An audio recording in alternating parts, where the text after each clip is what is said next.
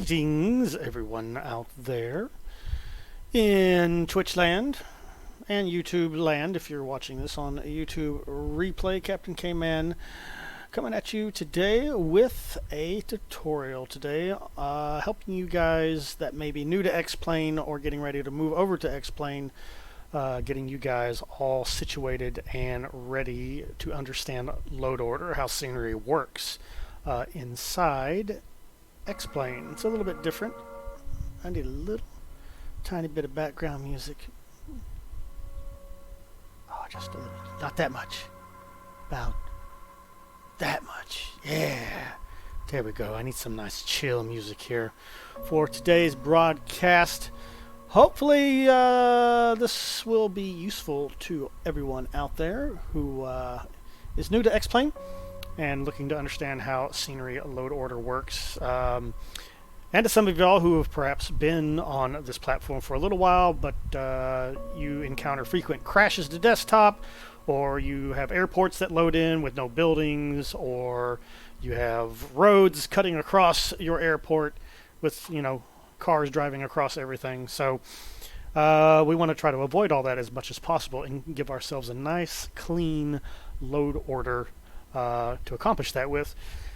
And we're going to show you two ways of handling your scenery INI file in regards to load order today. We're going to show you the long, hard way of doing this so that you have a complete grasp and understanding of why things work the way that they do in X-Plane. And then we're going to show you the easier way of doing this using a program called xOrganizer, which is very nice. And in fact, I just took a look, and there's actually a new version that just came out here a couple weeks ago. So we're going to play with that together today. I don't know if there's any new features, but we'll take a look at that once we get to that moment. So, load order. Why is it important? Well, everything in X-Plane is loaded in layers, basically.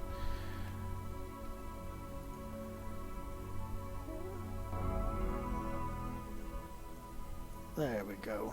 Everything's loaded in layers, and it's important to be sure that you have those layers in the proper order in order for your scenery to show right and avoid any kind of hiccups in the simulator that may arise from bad load order. And to discuss what those layers are today, we're going to use a little bit of a delicious, maybe not nutritious, but definitely delicious looking visual here that we threw together real quick. Let me bring up the Photoshop here. So what we want to do now, we want to imagine that this juicy flame-broiled burger here is X-Plane, right? X-Plane is getting ready to load, and it's going to take a look in your custom scenery folder at the scenery INI file that's sitting in there, and it's going to look at everything that's inside that scenery INI file in the order that it is presented in the file. So it is very important that the different components of the simulator are put in the proper layers on this delicious, tasty hamburger. So we're going to start out here at the bottom of the load order, the thing that's the most important to X-Plane to the thing that's the least important to X-Plane. And the most important thing to begin with X-Plane is, of course, your global mesh. So that sits down here at the bottom of this tasty X-Plane burger here that we're going to take nibbles out of here today. Now, mesh is a composition of polygons. Polygons are triangles or other geometric shapes that all link together to form a three-dimensional object. Your entire simulator world is made out of mesh, made out of these polygons. Your terrain mesh, your aircraft is covered in mesh, your AI planes are mesh, your airports are mesh, everything's mesh. If you were to strip away all the textures and all the faces, you would be presented with a giant 1975 wire-framed looking mess. The original Microsoft Flight Simulator, if you would, was nothing but wireframe mesh back in the day. There were no textures, there was no polygon faces, it was just a bunch of lines coming together to form a three-dimensional, the approximation of a three-dimensional environment for us to fly our little wireframed planes around in. Well, simulators have obviously come a long way since the first day of Microsoft Flight Simulator. Actually, even before that, I think we had SubLogic, and there may even be simulators before that. So I came along in the simulator scene, the first flight simulator, wireframed, black and white, no colors, no textures, no nothing, just wireframes as far as the eye could see, which was not very far because the computer processors back then in 1842 were really bad. So so that's the deal here. So mesh. Without mesh, we don't have a world, right? We just have a flat, watery filled nothing. We don't have any airplanes. We don't have any AI. We don't have any airports. We don't have mountains, valleys, rivers. We don't have anything, right? So this delicious hamburger. All right, we start with the mesh. Now, mesh comes in 3 flavors, and it is important to remember these flavors because if you get them out of order, you're going to wonder why your scenery looks funky on you. All right, so at the very bottom of the mesh load order here, you have the global mesh. Basically, the simulator, it comes with its own mesh. You downloaded this when you installed X-Plane the first time, when you were picking what parts of the world you wanted it to add on to your simulator download. And if you selected everything, I think that came in at a whopping 50 gigabytes plus of worth of extra data. All that data is all the mesh. And if you want to make changes to the global mesh, this is where your first custom scenery starts to come into play. The most famous of this, of course, is HD Mesh version 4.0. The HD Mesh has a higher resolution of data inside over X-Plane's default, thus giving you more detailed terrain polygons, what makes up all your hills, your valleys, your mountains, and all that other good stuff. Your global mesh and your HD Mesh 4.0 also comes embedded with OSM vector data, which we'll talk about that a little bit later. Basically, OSM vector data makes up all your roads, your trees, your bridges, all of your autogen buildings that populate the entire world. And so all that goes down at the bottom. You got your global. Now, sitting on top of global mesh typically is going to be your ortho mesh. If you've played with Ortho for XP, Ortho for XP has the ability to create its own 3D mesh triangles, and then on top of that, it's going to put a bunch of satellite textures onto those polygon faces that it generates, thus giving you the real world underneath your airplane. And this typically needs to sit on top of HD Mesh or on top of X-Plane's global mesh data in order for you to see all the information that you extracted out of the tile when you were building it.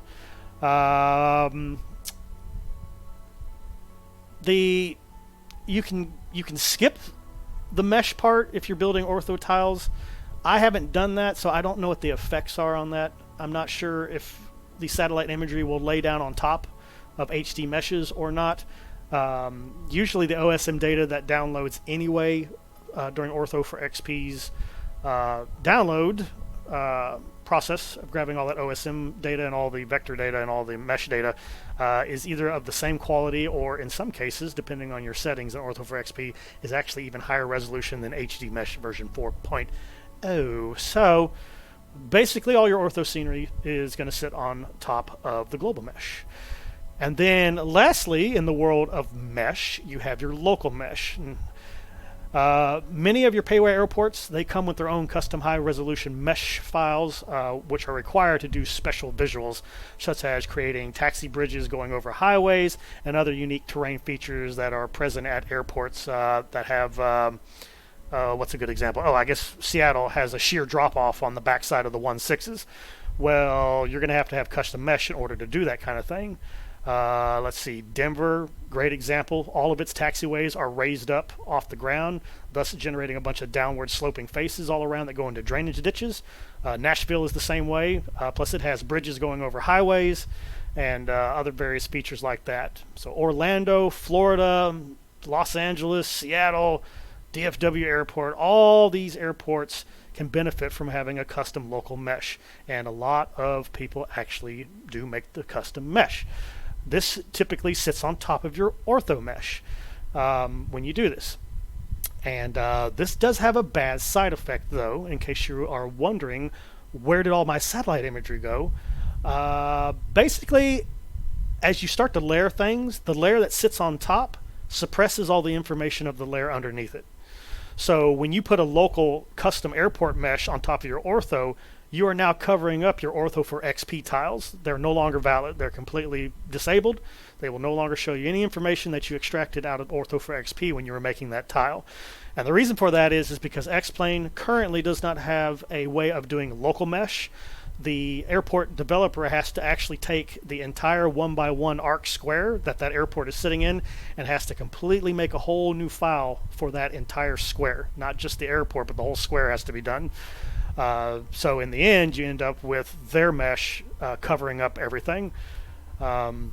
If you are lucky, the developer will create a ortho for XP patch, which allows you to blend the ortho with their stuff to get the best of both worlds.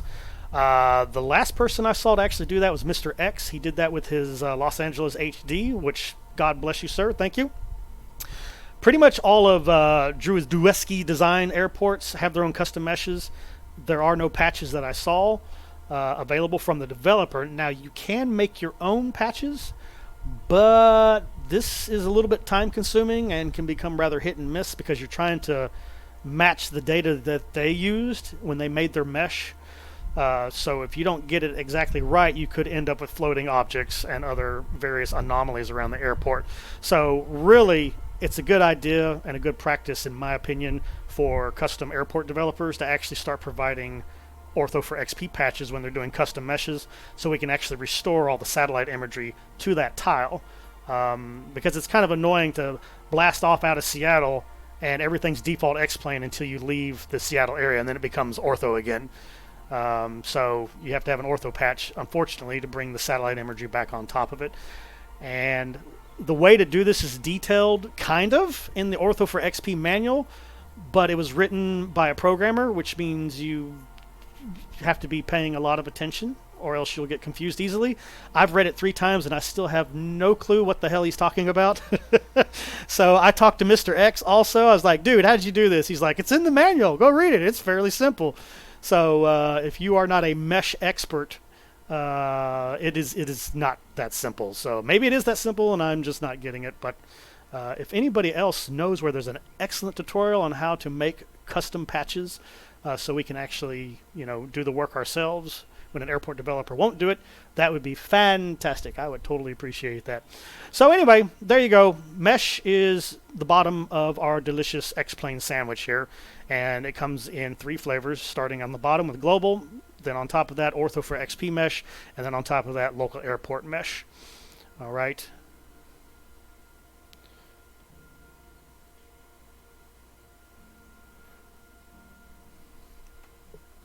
So the next layer in this delicious hamburger, X-plane hamburger, is the OSM vector data. Now, I mentioned previously that the mesh itself actually has this data already built into it, but there's a problem. If you actually do ortho for XP, which a lot of us do, what happens is if you don't turn on the option in ortho for XP for it to extract the OSM vector data from a third-party source, what you end up with is the ortho for XP tile is sitting now on top of the global mesh or on top of the HD version 4 mesh, and so that ortho tile is now suppressing all of that OSM data that comes with those 2 files, or comes with those 2 mesh options. And so what you have to do if you want to get all your roads back in your buildings and your trees and everything, you have to tell ortho for XP to extract the OSM vector data. And so basically, like I said, this layer contains all your autogen data for roads, bridges, trees, buildings, and this layer is really only required, this step's only required if you are going to do ortho for XP tiles, or if you want to make higher resolution tiles than what comes with default X-plane. There are currently, to my knowledge, 2 ways to do this. The first way, of course, is by pointing ortho for XP at the HD Mesh 4.0 scenery folder or at the global mesh folder inside X-plane's default scenery folder, so that it will extract that OSM data from that source and actually build custom overlay files. The second method is is a little bit more involved and can destabilize your simulator if you don't know what you're doing. If you do something wrong, you can really cause the simulator to explode on itself. I don't know about you, but this lovely music actually got really too loud. Let's try that again. So, anyway, the second method is done with a program called World to Xplane, or W2XP is the shortened version of that. And basically it allows you to set custom configuration files to pull more or less autogen data during the creation phase of your OSM vector build, thus allowing you to further customize your autogen scenery to suit your computer's capabilities. I was using an HD configuration to pull in more lights, more trees, more everything, but in the long run I discovered that these builds were actually causing the simulator to crash out because there is, I believe, a bug in W2XP in regards to the way it builds road networks. If it has a lot of double nodes or a lot of double roads, that's actually errors that Xplane doesn't like, and it can actually cause the simulator to destabilize itself and then crash the desktop. So I ended up just stripping out all of my custom tiles. I literally spent a week building all these HD tiles, and man, they look beautiful, let me tell you, especially at night. They were gorgeous. But I kept crashing over Denver, I kept crashing over LA, I kept crashing over Chicago, any of these big cities, right, where there's just hundreds of thousands of little roads going everywhere, back and forth. It was just causing anomalies, and I could tell it was causing anomalies because it's in the log.txt file during every crash, right?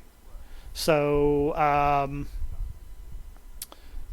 we ended up dumping all that, and we just went back to Ortho for XP, and we told it to start extracting all the OSM vector data out of HD Mesh version 4.0 because it has decent enough OSM vector data. All the roads are there, there's trees everywhere, there's buildings everywhere. So that was more than enough, and that has actually been a lot more beta tested and checked for errors. And so I haven't had a crash to desktop since I switched back to HD Mesh's OSM data sets. So the disadvantages, of course, is you're not going to have the latest up-to-date. You're at the mercy of whatever data was baked into that mesh scenery at the time of its creation. So if you want more up-to-date, more buildings, newer buildings, better tree lines, all that stuff as it's constantly being updated, you have to go and do the second method, which is bring it all in with World to Xplane. Right.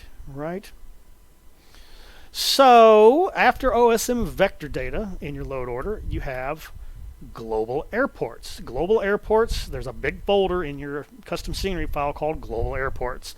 You'll also see a bunch of demo airports also that were released by Aerosoft.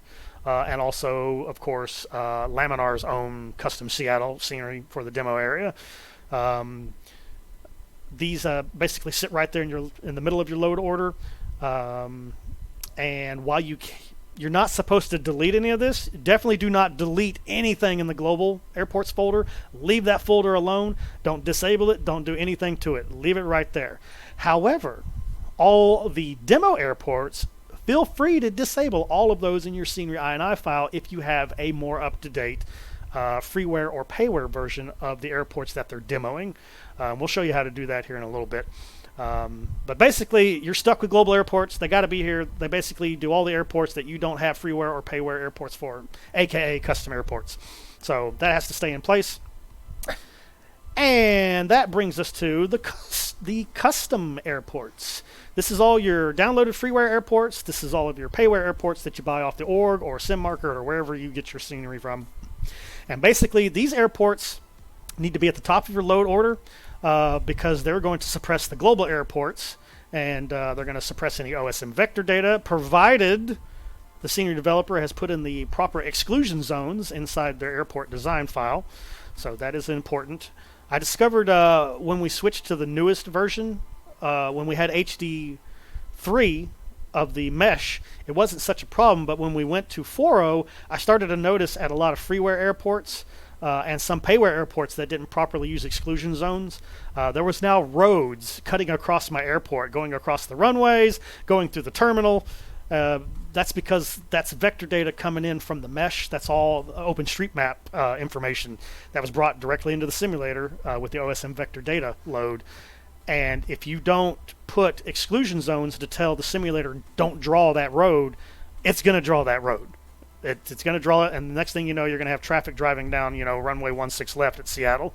So, extreme example, but hopefully that gets the point home. So if you load up an airport and you have HD Mesh version 4.0 and you see roads everywhere going across the airport, That's because somebody classified all the roads that airport vehicles used to drive on as regular roads.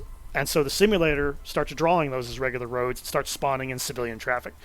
So if you are seeing that phenomenon, that's the reason why you're seeing that. And you need to go into World Editor and edit the airport and add exclusion zones, which of course is a little bit more advanced.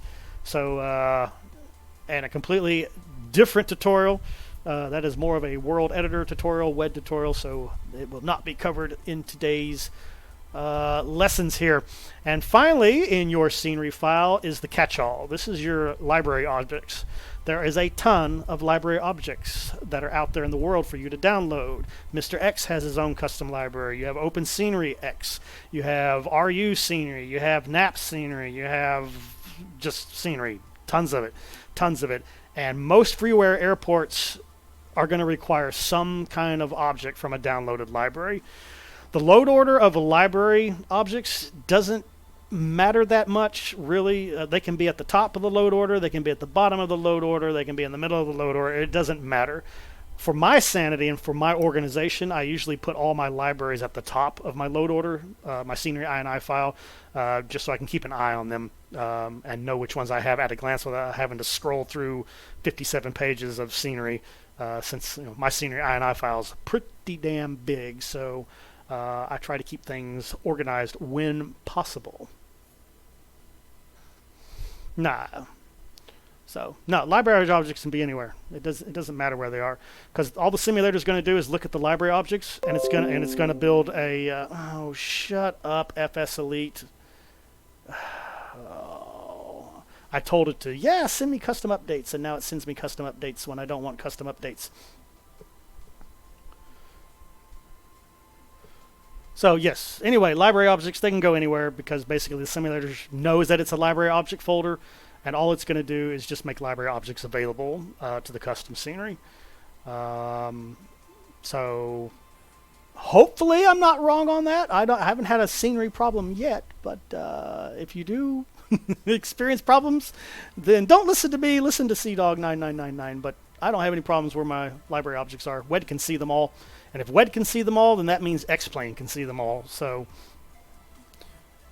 that's all we care about.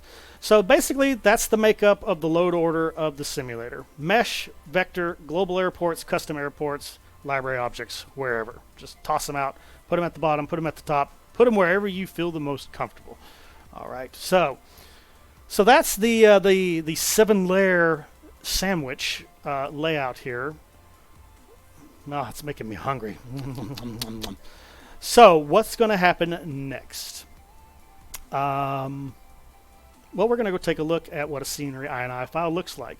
You're going to see mine in a complete mess because I've rebuilt it and discarded it and rebuilt it again. I've done all kinds of crazy stuff like that.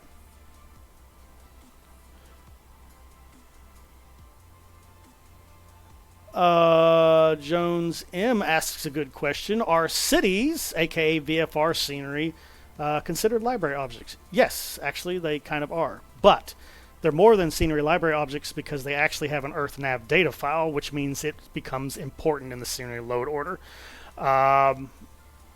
I didn't really think about that one because not everybody uses VFR objects, but if you are downloading some kind of Dallas VFR or Atlanta VFR or whatever city package that somebody may be releasing, the place where you want to put that is actually on top of the custom airports. That's where I would put it. That guarantees that the city is going to load all of its objects where they need to be and that nothing will be suppressed. So that's just a quick little side note there. If you are using city environments, such as Seattle XP or Washington XP, or these are payware examples. Miami has scenery also available to it.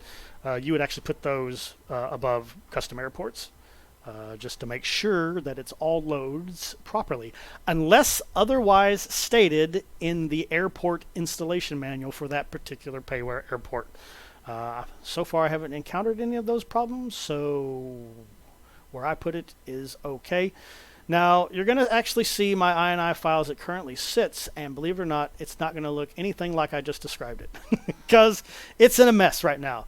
So this is kind of fun, because I'm actually going to rebuild my scenery file tonight with you fine people, and let y'all see how we do this manually. So let's do some scenery load ordering here manually first.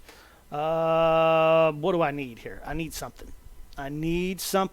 And that something needs to be my X-Plane folder here. So all your custom scenery, as you know, goes inside the custom scenery folder here inside of X-Plane. If for some reason you want to disable some scenery, but you don't want to delete it and get rid of it, you would put it inside the disable folder here.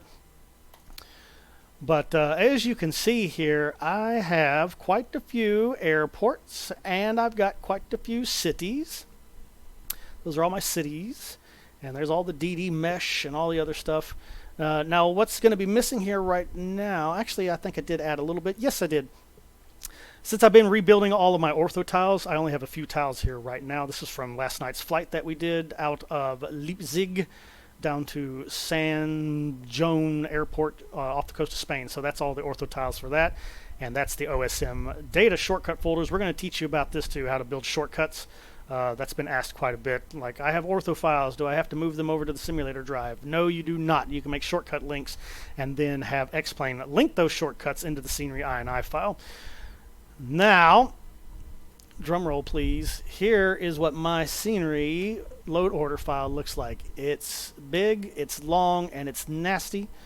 It's got tons of disabled stuff in here. Most of this done by hand, but xOrganizer actually has the ability to automatically disable scenery like this for you. We'll get into that later. I'm kind of a big fan of just doing it all by hand, but xOrganizer can save you a lot of time if you don't know how to do this manually. So you can see here I got a lot of my airports are here at the top. Here's all the San Francisco Mr. X's Golden Gate Bridge scenery and his cities and his cable cars. All that, of course, is sitting on top of the actual airport itself to give it the nice look here. We disabled a bunch of airports. I don't remember disabling all these airports. Oh my God, I must be getting old or something. I don't remember anything. Of course, I got the Airport Environment HD sitting all the way on the top, just because this is a graphical enhancement to the simulator. This is kind of another little tiny sub-bullet point here in regards to load order here.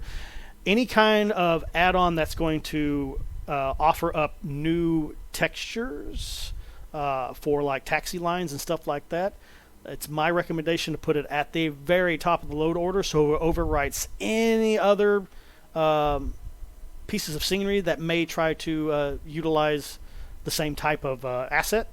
So I want Mr. X's assets to be the first thing that X-Plane tries to use when it's drawing taxiways and concrete and shoulders and all that kind of stuff like that, HD trees and things like that. So that's why that is sitting at the top of the load order here. So we got tons of airports here, and if you'll remember a moment ago, I said it's usually a good idea to put your cities at the top of the load order. Also, you'll notice here I completely ignored my own advice, and I got them kind of sitting down here at the bottom. It doesn't really hurt anything unless the scenery above it has the same type of assets in here. If let's say if the Dallas Love Field scenery, right, the brand new one that Vertical and Third Watch are doing here, let's say they actually put their own custom downtown Dallas in the scenery for whatever reason. With the way I have my load order, this Dallas city would be completely shut down and would not show anything unless they forgot to put exclusion zones in their scenery file. I've seen this happen before. In fact, it happened with my previous version of Seattle. I actually ended up with two downtown Seattle sitting on top of each other. This is bad because it looks terrible. It costs you even more frame rates. It costs more system resources as far as drawing the textures and stuff like that. So you want to try to avoid that. So one of the things that we do is we can just come down here and go copy. I just copied all that to the clipboard with a Control-C, and we can go to the top here, just under here, and we can paste. So what I just did right there is I now moved all the cities to the very top of the load order. So now they're going to have priority over any other city data that may be in any of these airport files, right? So hopefully that little demonstration right there made something click inside your heads if you're struggling with understanding load order. Remember, everything at the top suppresses everything underneath it all the way down. And you can see here, let's just go to the bottom here. I have a bunch of disabled junk, but right here you can see is the HD Global Mesh version 4. And then there's my ortho tiles sitting on top of that. There's the OSM vector data sitting on top of that. And then we have a bunch of additional custom terrain files here for Washington, Seattle, New York airports.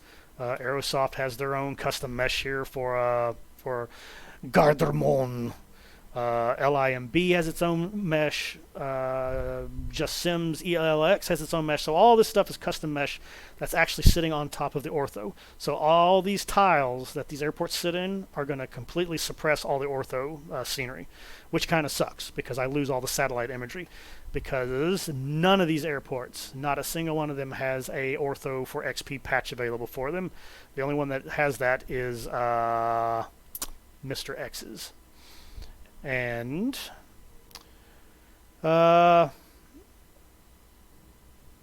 here's all my library objects. So contradicting myself once again, I have all my libraries here at the bottom just above all the custom meshes.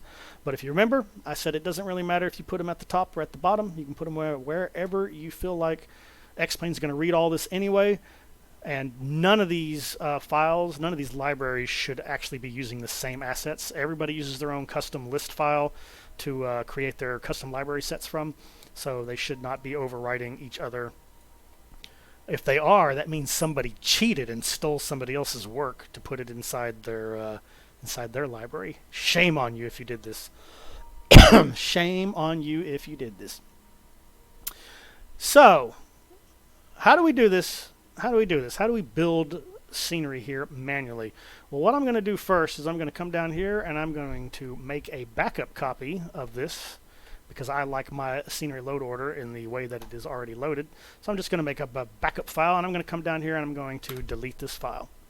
So now X-Plane has no effing clue what any of my scenery is. So the first time that you actually fire up X-Plane, it's going to actually scan your custom scenery folder and it's going to make a new scenery INI file. Now there's a problem when you do this because it's going to completely put it in the alphabetical order. It doesn't care. It doesn't have any way of knowing what's a library, what's an airport, what's a mesh, what's an OSM vector data pack. It doesn't know any of that information. All it's looking at is the alphabetical listing of everything. So that can make you cry tears of bitterness. See, let me show you it now here.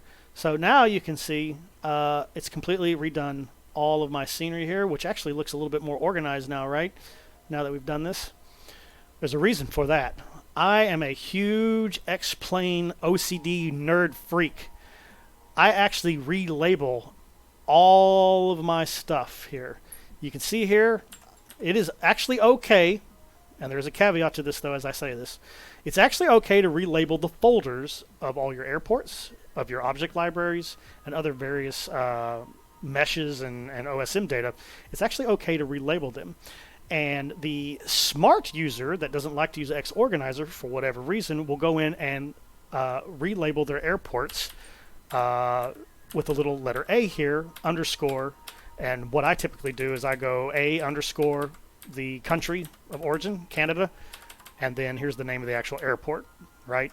And so by doing that, I guarantee, because now my folders are all alphabetically listed here with this A, anytime I got to rebuild the scenery, boom, X-Plane's going to alphabetize it, and so all my airports automatically show up on the top.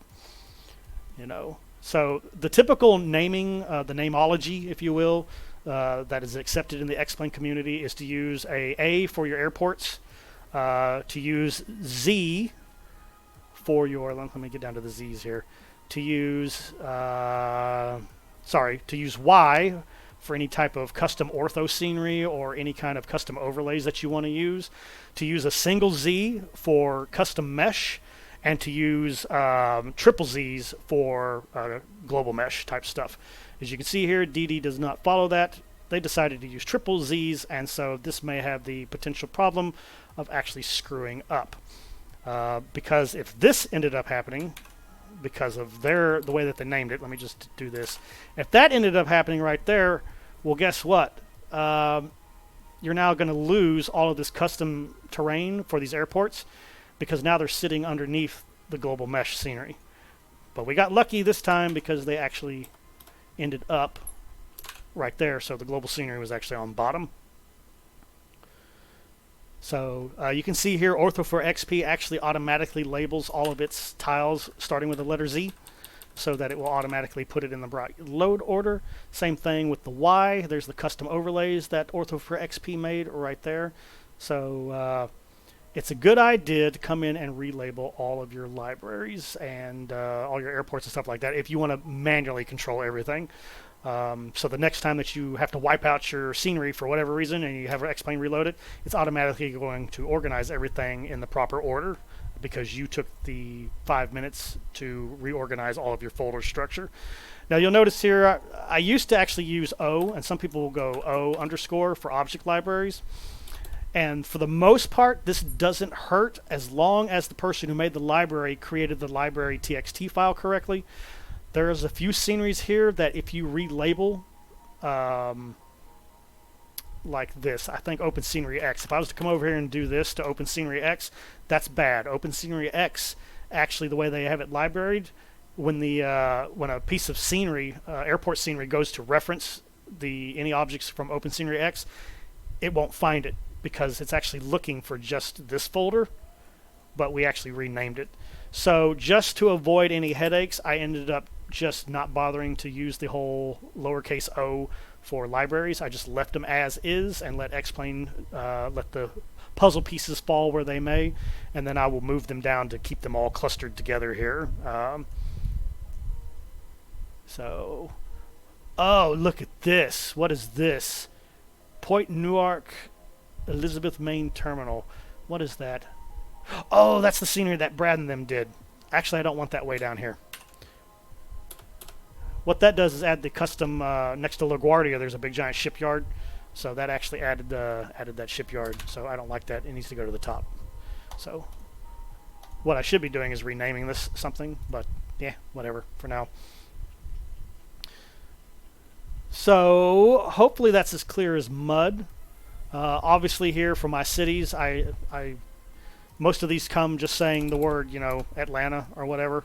So I actually like to come in here and define it as a city by putting city underscore. That way all my city files will be packed together once X-Plane rebuilds the scenery INI file. Now here's the bad news. All the scenery that I disabled is now re-enabled. So we have a bunch of scenery that we don't want enabled. Like, let's see here. What's a bad example of what this just caused? I probably got multiple, well, what happened is, right here, here's Nashville, right? I got Nashville, and then up here we have Nashville. So now I have two Nashvilles, because I was working on converting Nashville over to X-Plane from FSX. So now we have this horrible, horrible thing where we have multiple sceneries clashing with each other. So keep that in mind if you're going to rebuild.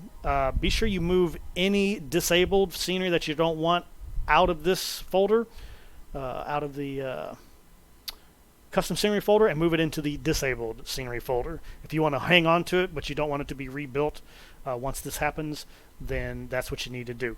Now, never fear. If you can't remember what you need, and you're now having multiple airports on top of each other, xOrganizer actually has an airport scanner built into it, and it will look for multiple copies of the same airport, and then it will allow you to pick and choose which ones you want to enable and disable, and we'll show you how that works here in just a second. So anyway, that's our scenery INI file. Thank God I backed up my original, because this would be a pain in the butt to try to figure this all out. Yeah, go ahead and save that.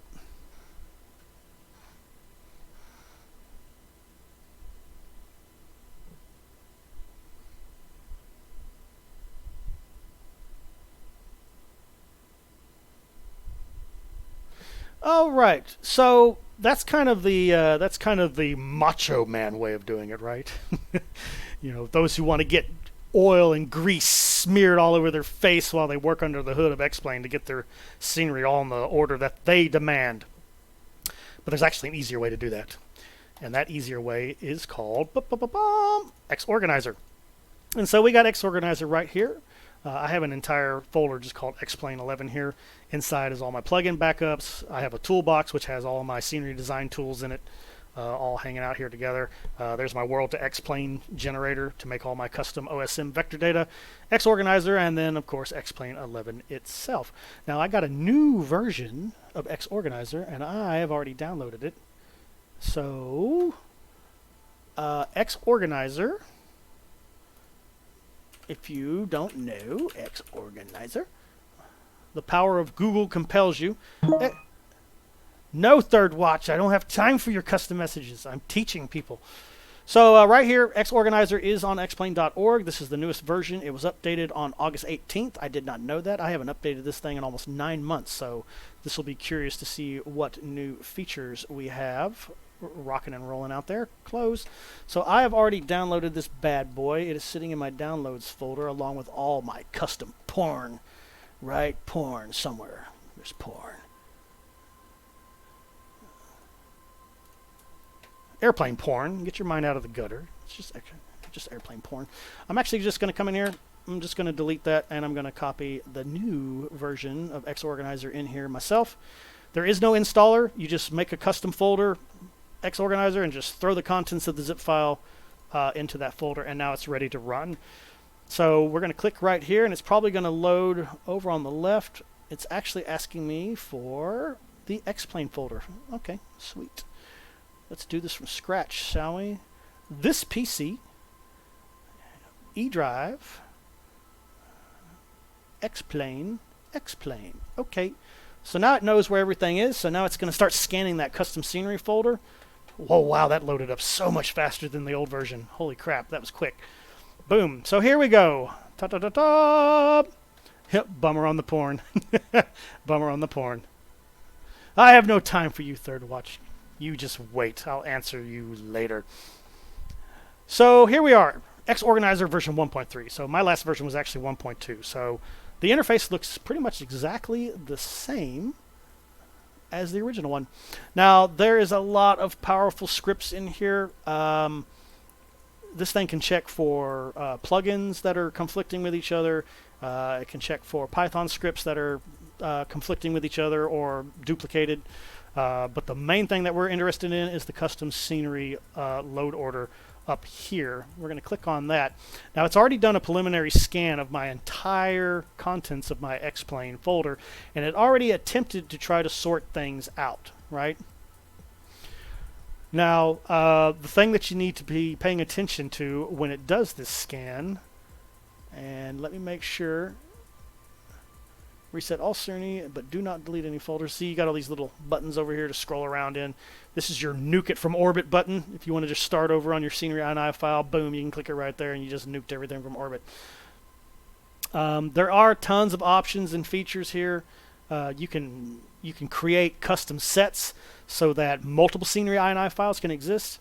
So if you really want to get like super stupid levels of detail, you can actually have X-Plane or xOrganizer turn on just certain airports and certain scenery packs with the click of a button.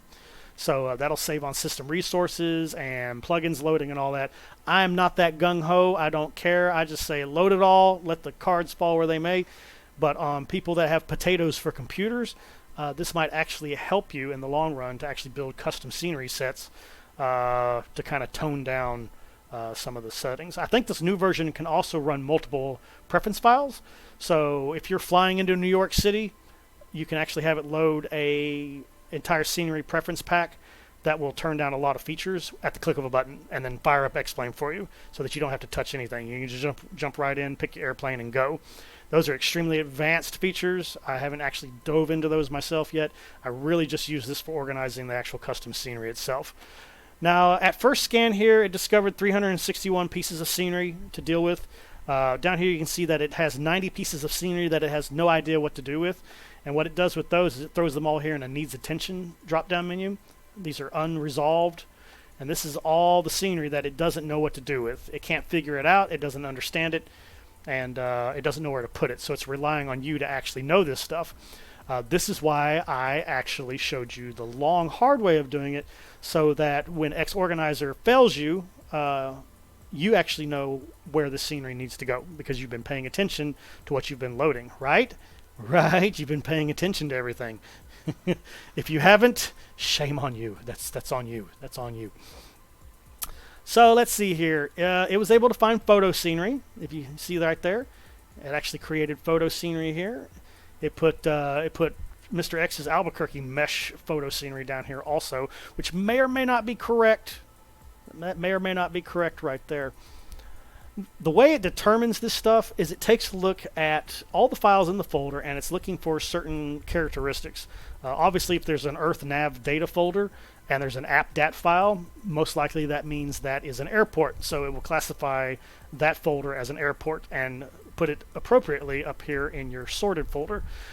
Now, one of the really cool things that xOrganizer does for you, you see how it lists all these countries here and states in the US? So basically, all app.dat files have the location of the airport in the world embedded inside the file. It uses that data to help you stay super organized by state, country, and whatever else. So for Oregon, I have 2 airports available. I have Mr. X's Portland, and I have Eugene, Oregon. For Rhode Island, we of course should have Theodore Francis Green State, provided by Vector Vertical Sims there. In Texas, we have Amarillo, Austin, Dallas, El Paso, Houston, Valley International, Lubbock, which I've been working on that, San Antonio, Houston, and of course Aerosoft's DFW airport. So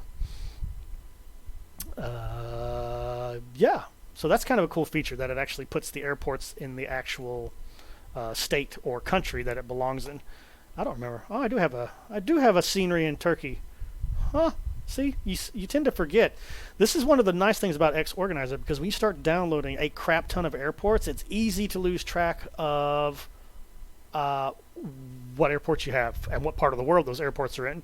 As long as the airport app data file has all the proper information in it, xOrganizer is going to actually put the airport in the appropriate country or state folder that it belongs in. So there we go. Isn't that cool? Puerto Rico, we've got San Juan, of course, sitting down there. I got some scenery for Portugal. We got scenery for Poland, all that good stuff here. So that's pretty dope. We even got some Aruba hanging out there. So until we actually tell this thing that we want to autosave, I'm going to do that right now. I'm going to come up here and turn autosave on. So basically, it's now actually rewriting my scenery INI file as I'm making changes in real time. It's actually rewriting that INI file. And it does give you some leeway here. Obviously, there's additional airports, regional scenery. This is where the world to X-plane OSM vector data custom scenery belongs, so on and so forth. This, of course, is all the photo scenery. If you have additional mesh files, this is where everything's going to go, right? Well, we can see that it kind of failed a little bit here on quite a bit of scenery. So we're actually going to have to fix some of this stuff for ourselves. And some of it, there's not really a category for some of this stuff, like cities. There's no category for cities, which would be nice if there was a category for cities. All you need to remember is that the order that you see these folders in, starting with airports all the way down to mesh, is exactly how it's going to build the INI file. Just like you saw me doing it manually, where I had mesh on the bottom and photo scenery on top of that, and then we had custom OSM data on top of that, and then we had all of our airports and all that stuff like that. That's how it's going to put it together. So you can see here by default, xOrganizer wants to put libraries in the middle of your load order. So as I said, doesn't really matter. Top, bottom, left, right, up, down. If you use xOrganizer, it's always going to stick it right in the middle of your load order. Just above all of the photo scenery. So when in doubt, don't listen to me. Listen to xOrganizer. Put the libraries in the middle. All right, forget everything I told you earlier. Put all your libraries in the middle if you don't want problems later. I kid. I really don't think it matters. I don't think it matters. So, but xOrganizer seems to think it does, so we'll go with what they say here. So we have all these needs attention folders, right? And remember, we're on the second tab here, custom scenery tab. This is the one that we care about the most. Be sure you turn on auto save so that it's saving all these changes while we are making them. And we need to start identifying where this custom junk goes, right? So one of the first things that I know is this here is actually our custom OSM data, but because it is a shortcut folder, xOrganizer doesn't realize that it is a custom, and that belongs right up here. And we're going to go down here. This is actually custom OSM data, and we're going to put it in there. And you'll notice now we've actually moved our OSM data right up here. Boom. And the reason why I put it here is because this is true OSM data. World to X-plane should have a higher priority, because the reason why they do it like this is, say that your home state is Ohio, and you don't like the OSM data that comes with HD mesh or with default X-plane, but you like it in other states. Well, now you can actually use World to X-plane to build your own custom set of OSM data. And so you would put that custom set inside this folder here in xOrganizer, so that when it builds your scenery INI file again, it's going to put the World to X-plane scenery as a priority. It's going to stick it higher up in the load order, which means it'll load first, and anything that's under that will be suppressed. So what else do we got down here? We've got tons of stuff here. Aerosoft is a really good example here. Aerosoft is actually, they're pretty intelligent in the way that they do their scenery load order here, because they like to number their stuff 1, 2, 3, 4, so that all this stuff loads properly. So with Aerosoft, what I will do is I will look at the airport in question. So Dallas-Fort Worth International. I know that is in Texas, right here.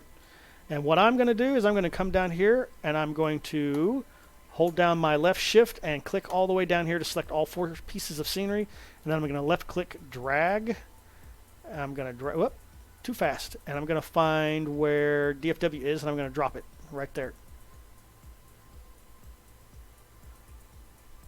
Oh, did I miss? Did I miss? No, it's up here now. Whoop. So notice here, see how this is all in order? This is fine. This is the way that they wanted it to happen. Out to the right here, this is actually not part of our folder nameology. This is actually xOrganizer adding tags. It thinks, it's guessing. This is a guess. It thinks that this is mesh, but it's actually not mesh. I know it's not mesh at all. All it is custom objects. This is the parked cars layer. This is the street lights layer. This is the terminal interior layer. This is the roads layer. And then this, of course, is the actual scenery app data file, which it actually did discover that. So this is why it's very important for you to understand the scenery that you are downloading and that you are installing. You need to look for things like this so that you can customize the load order properly so that the scenery will show up the way it's supposed to. Florida has another piece of scenery from Aerosoft that's done just like that. Down here, Aerosoft Southwest Florida is down here. Where's that at? Where are you at? There you are, Southwest Florida, right here. So we're going to do the same thing. We're going to grab all the Aerosoft and we're going to drag it up to Florida, and we're going to drop it right here. And so now we scroll up here. You can see now all the grass is in place, parked cars, street lights, the road meshing, and of course the scenery app data file. So that airport has now been corrected for Florida. So you can see here we have a whole lot of stuff that's bad and looking really bad and really naughty here. So we don't want to start X-Plan though until everything in this needs attention folder is properly placed where it belongs. So let's see here. What else do we have? Man, that is a lot of airport files that did not pull correctly there. We got to be careful. Stuttgart. Where's Stuttgart? I guess we'll take care of the rest of Aerosoft's custom stuff here. What is that? That is what is that Frankfurt? That's Frankfurt, isn't it? Yeah, that's Frankfurt. So Germany. And yep, there it is. EDDF. So I'm going to come down here. And I'm going to grab these 2 files right here, and I'm going to left-click, drag them up to the top. and I'm going to drop them in here. And scroll, and now you can see here park cars, roads, and mesh. That's done. We also have, what else? Who is this? There is another custom Aerosoft folder here. This is Stuttgart. Where's Stuttgart at? We're gonna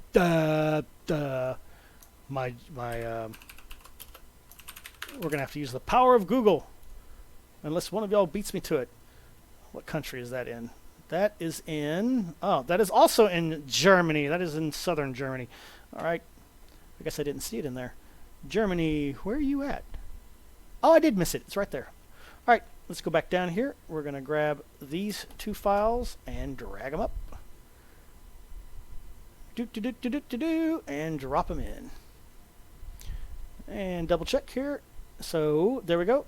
Stuttgart is now in place and looking beautiful. Boop. Close that down. So what else we got? We got NGM Gattermoin. Where's that at? ENGM Airport. What country is that in? What is that in? Is that? Oh, that's that's Oslo. That's Norway. Norway. So we're going to open up the Norway folder. There's the app data file. We're going to come down here. We're going to grab this little tiny piece and we're going to move it up here to the top. Now remember, once you get your scenery all in place, you shouldn't have to do anything with it again. Now this is a problem right here. Okay, this is a problem right here because I tampered with the app data folder. So now these are not in the proper sequence here. And I'm not sure if you can rename these here. I don't think you can rename them in here. So this is going to cause a problem because xOrganizer is actually working alphabetically as well. So because I renamed this folder incorrectly, we are now screwed. So what I'm going to do is I'm going to shut down xOrganizer real quick. And we're going to go back into the Xplane folder and I'm going to restore that custom scenery folder to the proper name so that it will load properly next time. And where is it? What was it? What did we call it? It was ENGM. ENGM, where are you? Oh my god, it's like ENGM. There it is, right there. So we need to unname this Europe, right? We're going to unname that so that it goes down there where it belongs. Then we're going to go back into xOrganizer real quick. And it should automatically rescan and be like, oh, hey, I saw that your names on your folders changed. Boop. Come back over into here. Airports. That was in Norway, we said. And now that is in the proper load order. So now the scenery INI file, the next time we either start Xplane or click X to X out of xOrganizer, it's going to rewrite our scenery INI file to put the roads above the airport file there in Norway. So hopefully you can see here that this makes organizing scenery really easy. But as I said, I wanted you to actually understand what all this stuff was for so that you know what to do with it. So let's see here. Well, this is all going to be San Francisco stuff, so let's go ahead and go to California.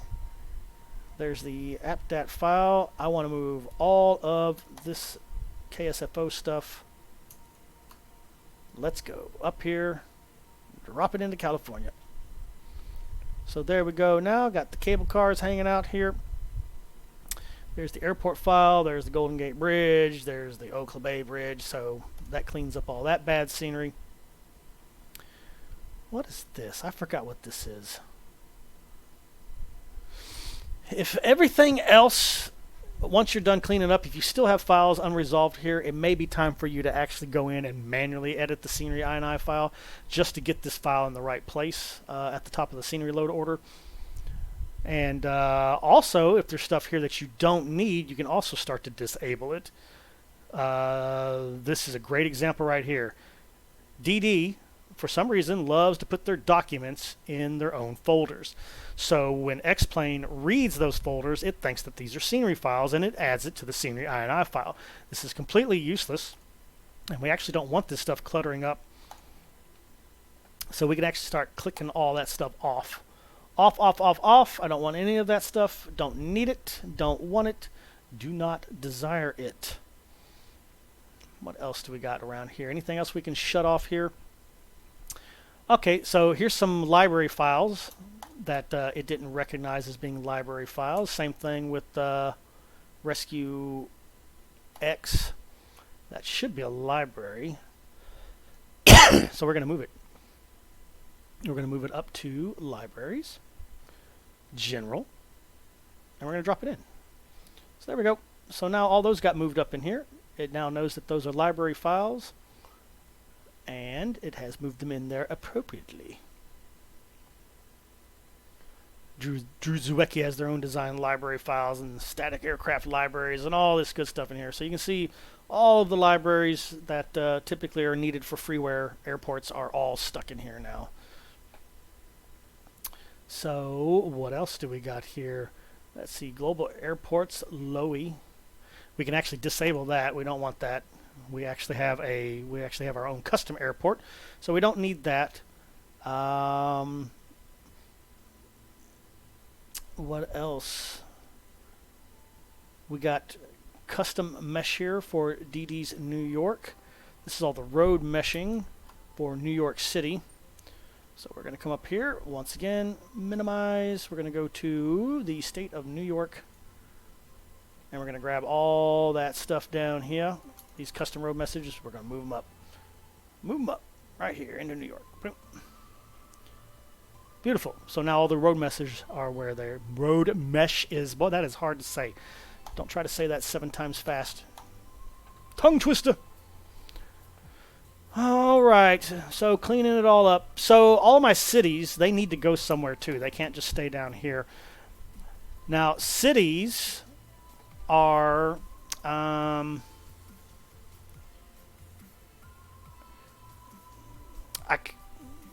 I said earlier I kind of want them to sit above the airports. As long as they've got the proper files, you can actually get away with that. So I'm going to cheat here, and I'm actually going to move all the cities to this other airports. And I'm going to go down to prefab. I'm going to use prefab as my place to store more than one mesh, please. More than one city. Thank you very much. We'll put the rest down here. There we go. So all my cities now are going to actually sit just under all the airports. This typically shouldn't cause too much of a problem, but if it does, the cool thing is because we're organizing all the cities into one giant cluster, I can go in manually to the scenery INI file and copy paste them out to the top of the load order. So I can fix that custom after that. Wolfie, there's tons of cities, dude. They're all over xplane.org. Just go to the download section into custom scenery, and just start typing in cities. Atlanta, Austin, Cleveland, Dallas, whatever. You should get all that. Most of the cities are done by 2 gentlemen, and I can't remember their names off the top of my head. One of them's Grumbler. Grumbler does a lot of VFR scenery add-ons, and I can't remember who the other guy is that releases a lot of these cities. This is a great service that they provide. I wish they would take it the extra step, though, and actually provide lit textures, so at night, when the sun goes down, all the downtown buildings would light up. But almost all of these don't have night lighting on them, so flying at night in these cities is a very dark and sad place. It's like the zombie apocalypse has occurred over the city. During the day, they look fantastic. They got custom textures on them, and they look just like the buildings that they're supposed to represent. To get the fine quality, I think there's like 1 or 2 cities that actually have downtown lighting.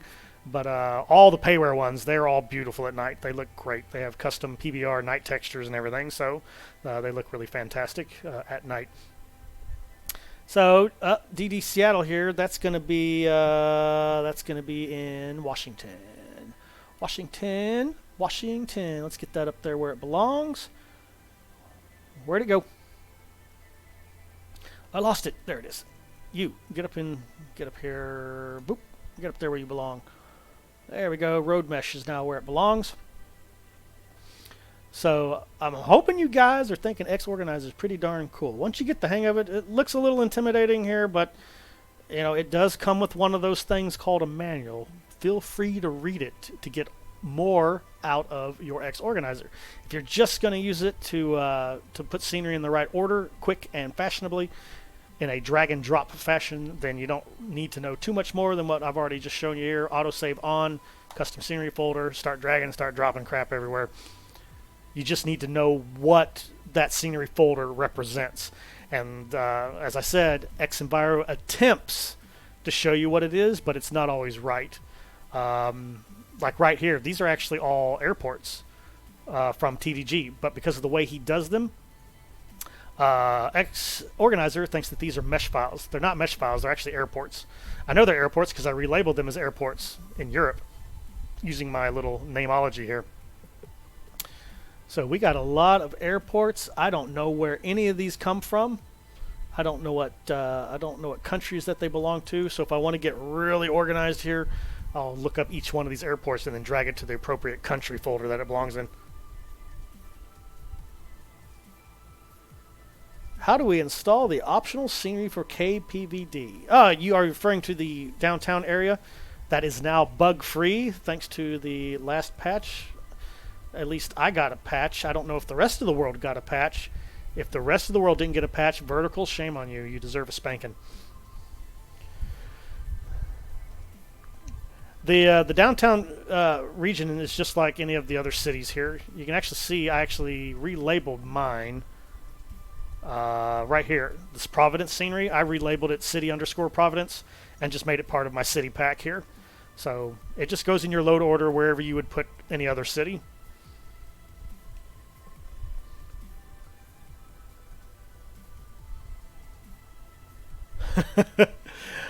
I think it's coming in the next patch. He just gave it to me so I could beta test it. So I didn't know if he had released it or not, but I beta tested it. It got rid of all the error messages, so downtown actually is actually working like it's supposed to now. Release it. Release the Kraken. Release it to the rest of the people of the world. Alright, so actually we got all this mesh down here. I know that this is all mesh, so we're going to go ahead and first we're going to grab the global HD mesh because this is like the most important mesh on planet Earth. We're going to come down here to mesh and we're going to tell it this is HD mesh. We're going to put that down there, right? So that's our global mesh. And then this scenery down here, these meshes, that's a mesh, that's a mesh, that's a mesh. No, that's not mesh. That's wrong. This is all mesh work right here. This is all ultra mesh, right? You got HD mesh and then you got ultra mesh. This is all your localized airport mesh. So we're going to load that up here. So now it's going to sit on top of the global scenery, right? So ELX, KLX, SBBR, New York, Seattle, Washington, and of course, Guttermon. All that stuff belongs down here in the HD mesh area. These are actually ortho packs here. I can tell because I relabeled them with a Y, and I actually don't want them. I had these all disabled because I like my own ortho for XP satellite imagery that I created, so I don't like to use theirs. Let's see here. Oh, these are X-plane cities. These are all cities for X-planes, so the Chicago, London, and Sydney. So these all need to go up in the city area, in my opinion. Boop. X-plane landmarks. There we go. I want those on top. There should be a Las Vegas one hanging around here somewhere. I thought, yep, there it is. Huzzah! They named it differently, though. Get up there with the rest of the cities. All right. This is actually truly mesh right here. So I'm going to move this up to the ultra mesh right there. Boop. So you can see here, we're almost done resolving all of these problems here. This is an object file. Where did objects go? Objects! Where are your libraries? There we are. Boop. You belong up there. Rescue X. Okay, so that's where it belongs. And this are object files, so I'm going to move these up into the object library where they belong. These are object libraries for the bridges that are around KPVD. This is a free scenery that you can go grab here. It has all the big bridges that go across the waterways here. This can actually go up in the... Where do we want to put this? Actually, I would probably... I'm going to make an executive decision here. I'm going to put this in city scenery. Maybe. Did I miss it? Oh, it only moved one. Move both! I want both up here in city scenery, please. Oop, there we go. Alright, so there we go. So that's part of the city, so that's where I'm going to put that there. These are pieces of HD terrain mesh, so I'm going to put those up here with the rest of those. Port Newark, Elizabeth, Maine. That is technically city, so I'm going to put that up in the city area also. And remember, when you fire this up, if something doesn't work right, you can always manually do it just with any notepad text editor. So what else do we got here? So this is some kind of general aviation appdat file. This is going to sit on top of Toronto, I guess. Oh, this is all custom Toronto scenery, so that's for Canada. Let's start closing down some of this stuff. Close down mesh. Alright, where are you at, Canada? Blame Canada. Blame Canada. There we go. Move this up to Canada. Pardon, pardon. So there we go. Good. BCE, all that's where it belongs. Technically, this mesh belongs way down there, but it's okay because it's still sitting on top of the load order. This, of course, belongs to Princess Juliana Airport. This is custom mesh, so it can either go up with the scenery where it belongs, or we can put it down here in the Ultra Mesh. Ultra Mesh. What is this? This is Tulsa downtown. This is actually a city. That's a piece of city. City. We did airports. Prefab. Put that in the city, please. Thank you. That's Tulsa's. This is Minneapolis St. Paul city scenery for the KMSP. Let's see here. Let's see, this is... See, now we're getting down into stuff that should have never been relabeled. I was very naughty. These are all pieces of airport data. Let's see, that's Zurich. Zurich is in Switzerland. And so we're going to put it in the Switzerland where it belongs. Don't ask me why I have a bad German accent again. It just happens. Alright, so Switzerland is now together where it belongs. A, B, C. Beautiful. And we've almost got this bad boy cleaned up here. This is kind of a catch-all file. I forgot what this is for. I really forgot what this is for. This is like one of the first things I downloaded. I may not even need it anymore. So let's see here. We got Cancun. This is actually kind of Mexico, so we're going to move it up to the Mexico airports here. Shut down the mesh file. No more cities. Close that down. Where'd you go? Right here. Up to Cancun, Mexico. It's actually more of the Caribbean, but close enough. This here is Oklahoma City. So that belongs in Oklahoma. Come here, you get up there. Boop. There we go. That belongs in Oklahoma. We're getting down to the wire here.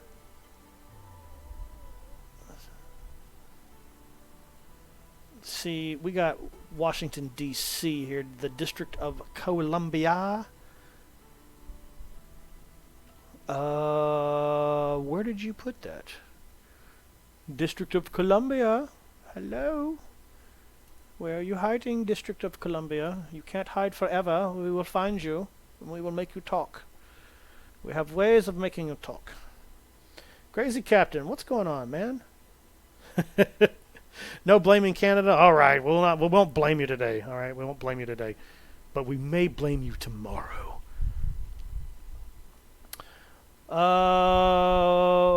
So we're down to some final airports here. I'm just going to be super OCD. We're going to find out where these airports are in the world. That's going to be Les Îles Airport. That is in España, I believe. Yes, España. Okay, that's Spain. That means most of those airports right there are probably part of Spain, because they all start with L-E. So, all right, Spain. And we'll just quickly... The power of Google compels you. The power of Google compels you. That airport is actually none of the above, but it sits closest to Italy, so I'm going to put it in the Italian folder. Italy. Come here, you. Oh, the lights just flickered. We have a lot of thunderstorms in the area right now, so if I do vanish all of a sudden, that's because Mother Nature decided to pee all over my parade tonight. Let's see, that is a Italian airport. We're almost done, but we can't start yet because remember we have a lot of duplicate airports, so we're going to have to scan for duplicates. And I'm pretty sure that's probably a feature that you guys are interested in looking at, so give me just a second and we'll show you how that works here. Yes, that is also an Italian airport. So I am seeing a flight to Italy in our future here for a Euro flight because I have yet to fly into Italy. Let's see. That's Boston, Massachusetts. Boston, Massachusetts. Where are you at, Boston, Massachusetts? Massachusetts. Massachusetts. There it is. I need you to go up here. Whoa. A little too fast there. Drop it in. Ground traffic for the city. Okay. This is K-Rock. K-Rock. What is K-Rock? Oh, I should know this. Why do I not know K-Rock? Rochester International. Located in the great state of New York. New York. Where are you at, New York? Come here. This is the cleanup. We're almost done. Yay. That's it for New York. And last but not least, we have this layer 1. What is this layer 1? I need to find... And there is a search function, believe it or not. You can search your scenery pack right here. I need to find KDCA. There is no KDCA. So that means he labeled it something else. He labeled it Washington something. There we go. There it is. It's in Virginia. Get a rope. Alright, come here, Washington. Go up here into Virginia. Become one with Washington XP there. Beautiful. And that's actually not mesh. That's actually road networking. The mesh for Washington is already down there in the mesh area. Alright, and the last but not least, we have this weird dude, which I think is for WED only. Actually, I don't think it does anything. You know what? Let's find out. Let's find out. We're going to go into the folder here real quick. This is how we maintain stuff. We're going to come in here and we're going to figure out what this is. What is this? It's got an objects folder with no objects in it. And it's got a Earth navdat file that has nothing in it. So, I'm going to put this all the way at the top in Aruba, believe it or not. And I'm doing that because I want it to be at the top of my load order because I believe that's where it was previously. So, there we go. We don't have any more unresolved issues. It's still saying that there's 10 things that need your attention, but that doesn't mean you can't start the simulator. You can start the simulator. And yeah, there's 10 things down here that needs our attention, but we've turned them all off. And what this is going to do is it's going to put all of this at the very bottom of the scenery INI file, but it's going to put a disabled flag on them. So that's perfectly fine. We put all of our disabled garbage at the bottom, and we're good to go. So the next thing we got to do is we need to scan for potential scenery problems, and I'm probably going to get a nasty report here because a lot of airports that I disabled have been turned back on again, so it's actually going to cause some conflicts when the simulator tries to boot up. So it's actually really quick.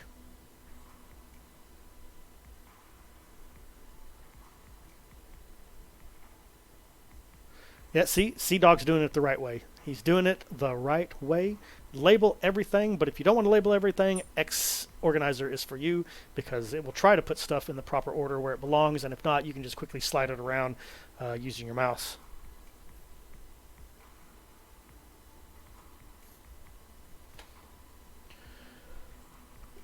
No, it doesn't take hours. It takes hours because I'm sitting here trying to show you how to use it. I could have reorganized the entire folder in 5 minutes or less, but I'm trying to explain how things work to you. Okay, so we got problems here. Obviously, we got problems. So these folders require your immediate attention. So we got DSF files. If they're part of a scenery, fantastic. So I can look here, and I'm pretty sure this is disabled. So this isn't going to cause us any problem, so I can move on. These are two things that we disabled. I don't need KDOL's ortho scenery. I built my own. And I don't need the ortho scenery at Nassau because I built my own for that also. It has no clue what these are. These folders have no appdat, no library files, and no DSF tiles. So these are obviously our document folders. We've also shut them off so we can skip over that. This is not going to cause us any problem. Other folders. Please check if these folders only contain local airport mesh. So it's kind of giving us a list of everything here. I don't see anything out of order. We already kind of went over this and looked for it. It has no clue what these files are here because it can't seem to find any DSF tiles, libraries, or anything else. This is most likely object files. So we kind of moved them up higher in the load order, but it's not going to cause any kind of problem since they're just objects. These folders have empty appdat files that may result in some kind of conflicts with the airport. So this is actually perfectly fine. This is the way that they intended it to be for Zurich. This here, I think, is just there to add general aviation ramps to the Toronto Pearson Payware Airport because they didn't have any. So I think that's what that's there. Here's the big bad boy here, conflicts. This is stuff that's going to cause all kinds of chaos if you don't look at it.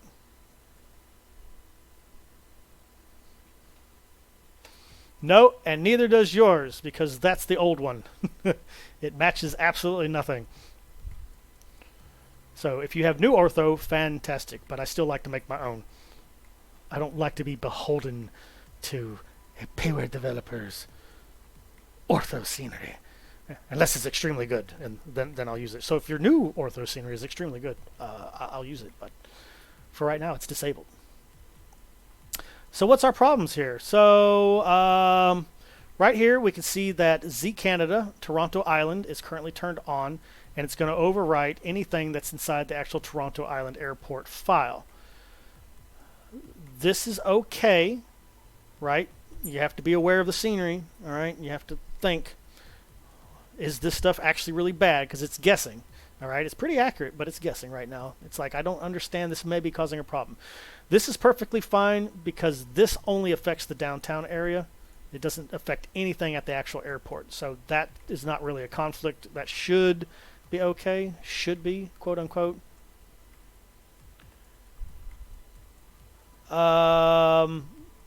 So here's a little problem. You see all of our beautiful scenery files here? Well, they're going to be overwritten by all this other stuff, right? Yeah, see here?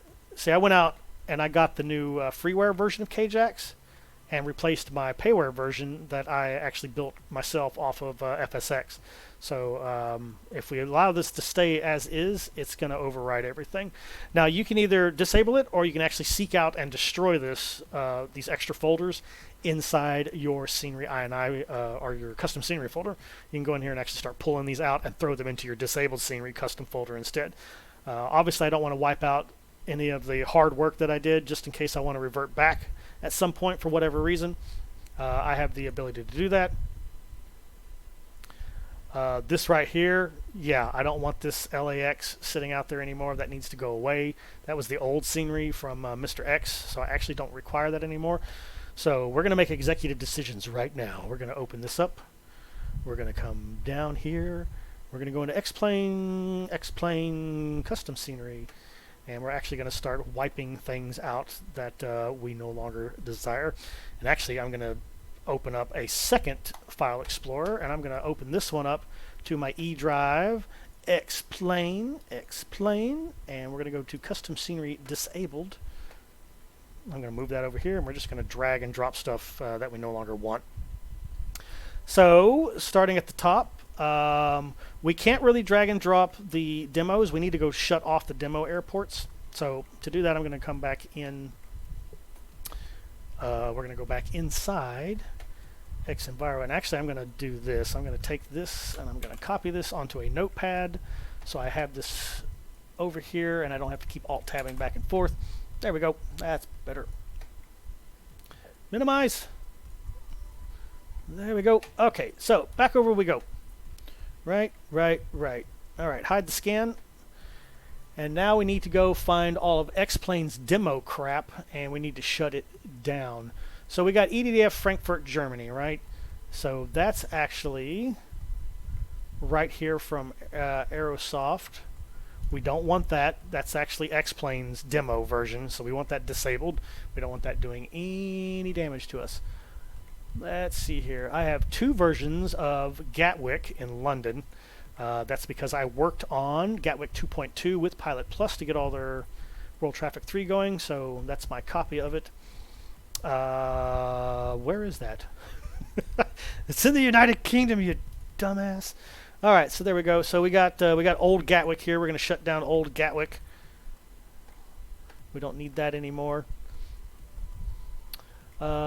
Any other, what else we got here? Heathrow is going to be a huge problem. Yes, right here, shut that off because we actually have a payware version of Heathrow from Aerosoft. So we're going to shut down X-Plane's demo version of it. What else is going on here? Let's see, USA, KJAX, that is over in Florida. We're going to go down and shut that off in Florida. Again, this is taking much longer than the average user would, just because I had such a dirty, I have a dirty folder. My baby's diapers need changing, so that's what we're doing right now. We're changing the baby's diapers here. We got our payware version right there. We're going to shut that off because the freeware version is actually really damn good. If you have not gone and downloaded the freeware version of KJAX, you need to go do that. It's got custom buildings, custom textures, custom everything. I mean, it's almost payware quality. It's pretty darn nice looking.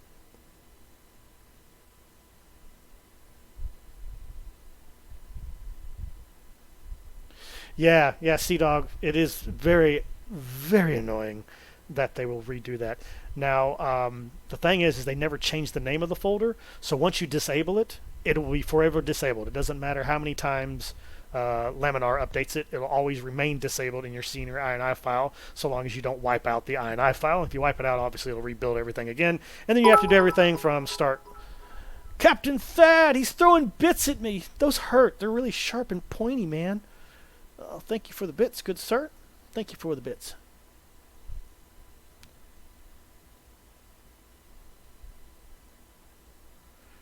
All right, where were we? All right, so we're going through our list of bad, naughty scenery here that we need to actually shut down. So we have cleaned up Frankfurt. We have cleaned up Gatwick. We have cleaned up Heathrow. I'm deleting them from my little master list. Our Nashville scenery is just funky cold Medina. We got to fix that. Tennessee, where are you at, Tennessee? So we got multiple versions here, and I can't remember which one is actually good and which one is not good. Oh, no. I think the default's the one I want now because this one here was the payware that I was converting, and I think I've already moved all the payware 3D buildings onto the default one, so I'm just going to shut that little boy down right there. So that cleans up our Nashville scenery problem. We have a problem with Charlotte, North Carolina. Where are you at, North Carolina? Right there.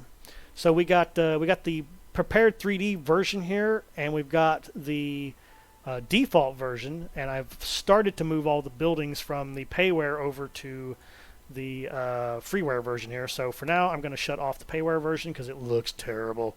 It looks so bad. Same thing with Raleigh, North Carolina here also.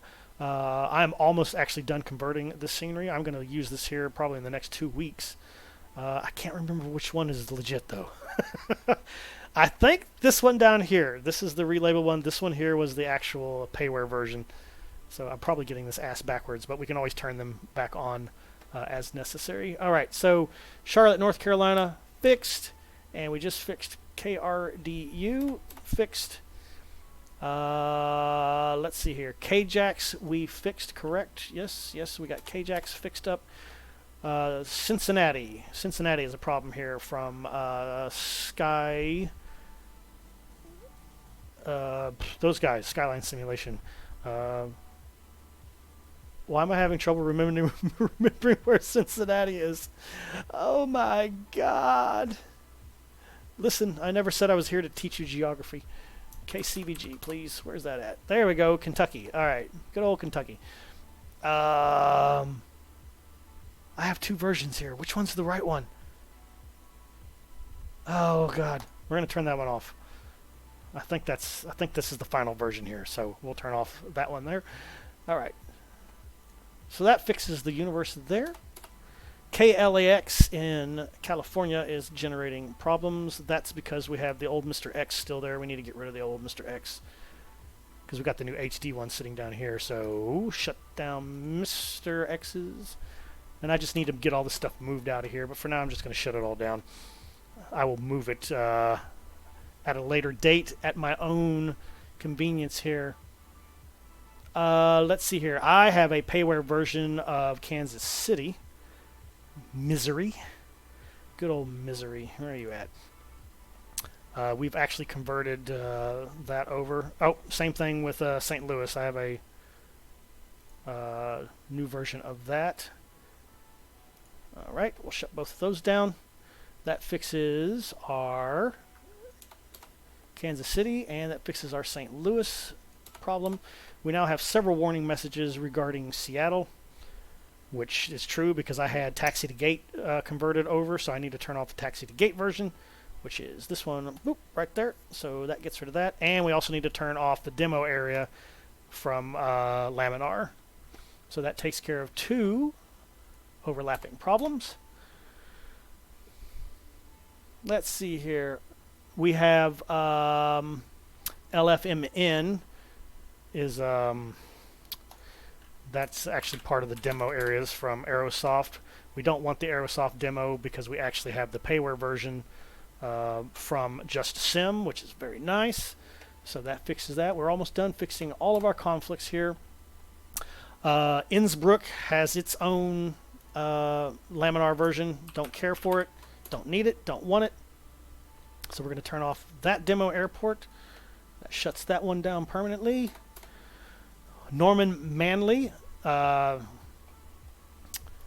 actually converted that one over from FSX successfully, but then along came Skyline Simulations to do their version of it.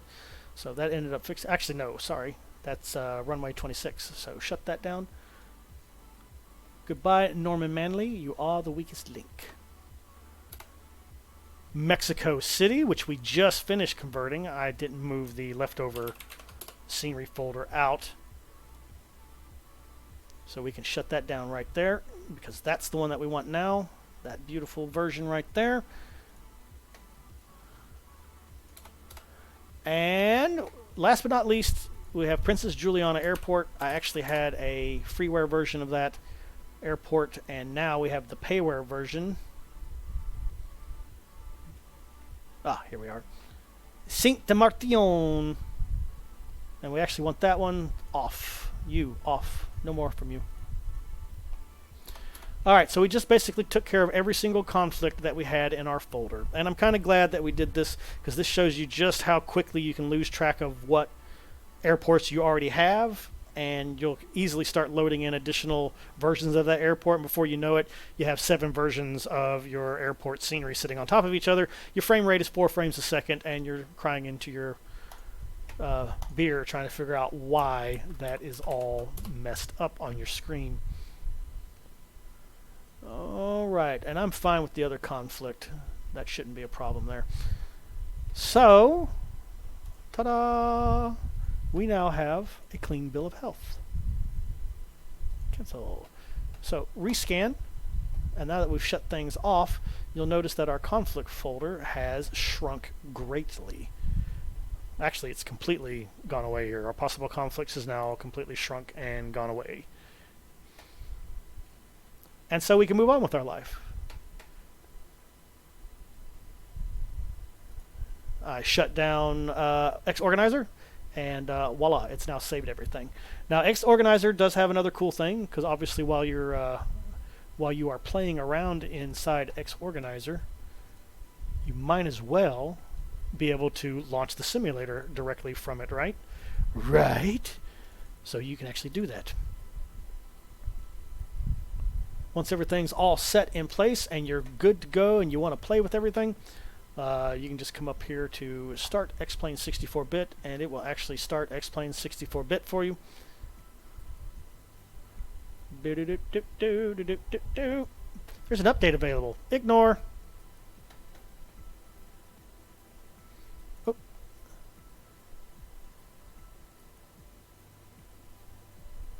Ah, thank you, Noto1125. I will do that.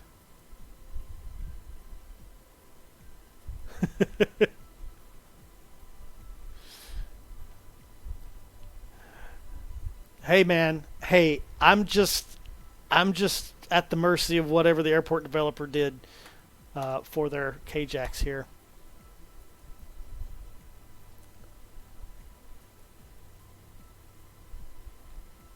Yeah, I did convert K-Jacks over. It was actually one of the first airports I successfully did that with. It was a nightmare. It was a pain in the ass, but I did learn a whole lot about it. Of course, now I'm super happy about the freeware version here. We're just gonna load in right now, baby. We're gonna load in. We're gonna load in as Allegiant Airlines, and we're just gonna spawn in like a pro here.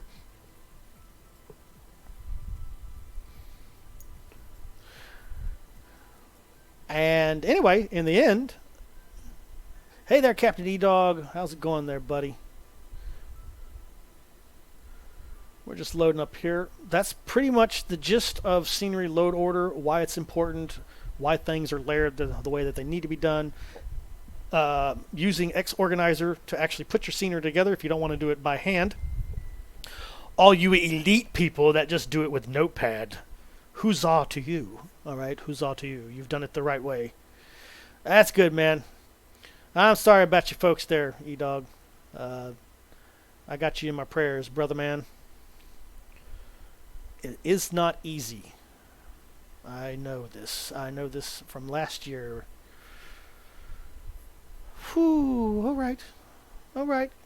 K-Jax is loading here. I hope. Either that or it's going to make us look like a complete jackass here in just a second.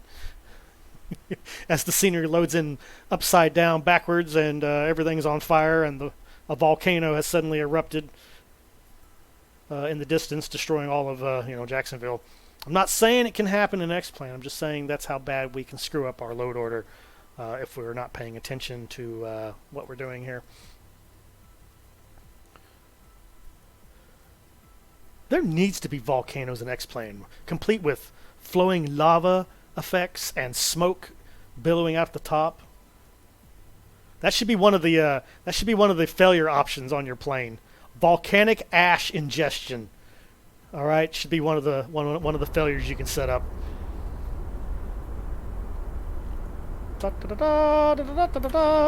So here we are at the freeware version of K-Jax, and it just looks absolutely stunning to me. It's beautiful.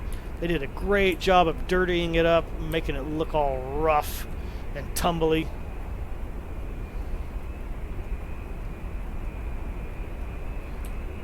We do have this one little thing here that needs to be taken care of, unless they intended it to be that way. This here is an example of what I was talking about earlier. This is actually OSM vector data, and so X-Plane is drawing this as a road because it's classified as a road in the OSM data on OpenStreetMaps on their website, and so it's drawing this road. Typically, you don't want this. You do not want this. You want the underlying ortho imagery to come through and look beautiful. Now, I've lost all my ortho scenery right now in the United States. I deleted it all because I just finished getting Fork Boy stuff completed and put together. So we're going to load Fork Boy stuff. So tomorrow, for our fun flight, I'm going to have Fork Boy scenery. We'll get to see what his stuff looks like. See what all the hubbub is about, right? See if his stuff is truly better than just your typical stuff here. What's the weather like in Florida today? Ah, craptastic. Craptastical. Fantastic. Anyway, nice looking airport here. Captain Thad, I expect the same out of your Nashville when you're done, alright? Minus the custom 3D buildings, because I don't think you advanced that far yet. This guy did, though. He did a great job putting this terminal together. I mean, that looks awesome. And of course, the whole thing is AutoGate driven. So I got rid of my my version that I brought over from FSX and just started using the freeware version because it looks so good. So looks beautiful. Yeah, Noto. Exactly. xOrganizer is the sim starter for X-Plane. That's exactly what it is. I love sim starter. Sim starter was really powerful. And back in the 32-bit days of Prepare 3D and FSX, you needed SimStarter because you needed to turn off scenery and turn it on as necessary. You needed to change settings depending on what part of the world you're going to fly into. This was required. 64-bit X-Plane, you don't need to micromanage quite that much, but the options there available for you in xOrganizer if you want to do that. So, huzzah to all that. I think I even have good world traffic files for this airport. I just took the ones that I did for my personal airport and I tweaked them up a little bit.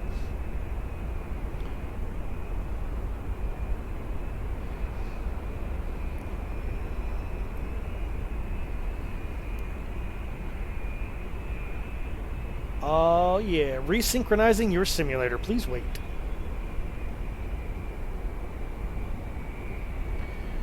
Greg, where are you, Greg? You still can't find Frontier Flight aircraft.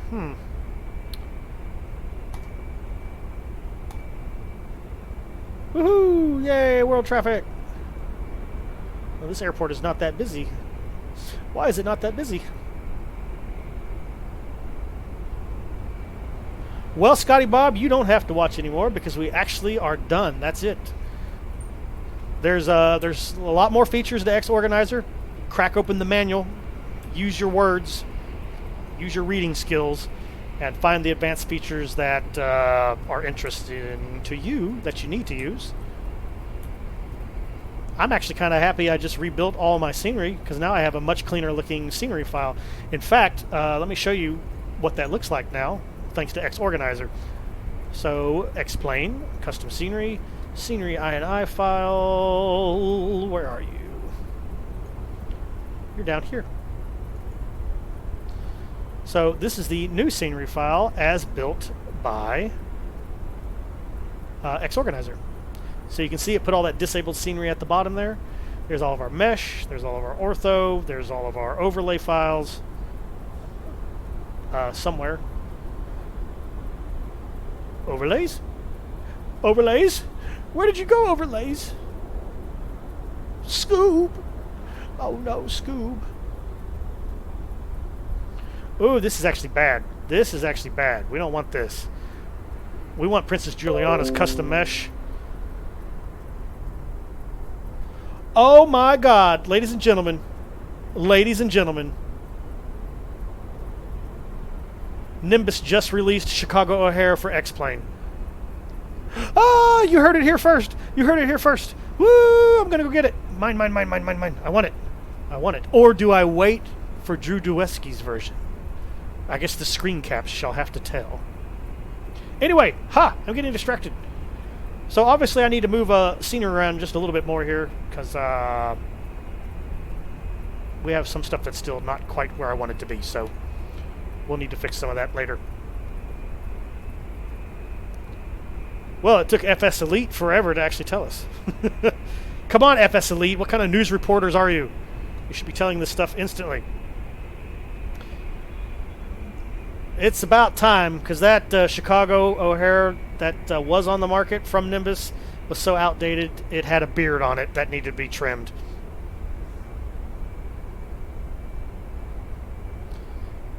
I like all three developers. This is a conundrum. I love all three developers. I want to support all three developers. But I don't know if I want to spend upwards of, what, I guess $75 to buy 3 different versions of their airport. Technically, I'm waiting for DD's version because they've hired me to do the World Traffic 3 package for it. So that's going to be the one I probably ultimately end up with. Yeah, that'll be great. If DD's doing Midway, yes please. That's my favorite Southwest airport to land at, next to Love Field. I will take it. I will totally take it. Well, boys and girls, I'm done. I got some scenery to go look at and play with. I hope this was educational. I hope this helped you guys. I hope you have an understanding now of the layering of your layers here in X-Plane. And this will help you get your scenery better organized when you start downloading more airports and object libraries and whatever else. So I don't have any information from them. All I know is they were really impressed with the Seattle work that I did for them, and they asked me if it would be okay to contact me to do future airports for them. And I said, yes, absolutely, 100%. I'm on board with you guys. I want to get your airports beautiful out of the box. You know, ultimately, they'll sell a lot more units per airport if they come out of the box World Traffic 3 ready. So money talks, and they like that answer. So I said, absolutely. So I'm thinking ORD, Chord is their next, and possibly Midway. That would be cool if Midway's in there too. I will do routes for both of those.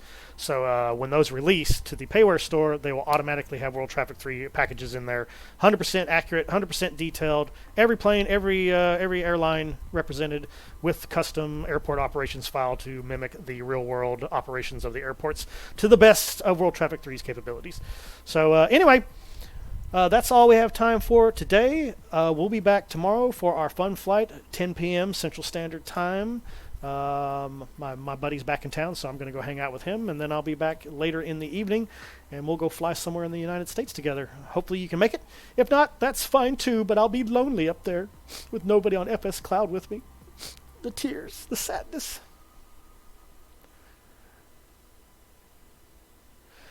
Anyway, all right, guys. Thank you so much for stopping by. Thad, thanks for all the bits, bro. I'll be hanging out here for another hour or two on the Discord anyway, because now I'm going to go play with scenery and clean up my organized files here just a little bit more. So anyway, goodbye. Wee!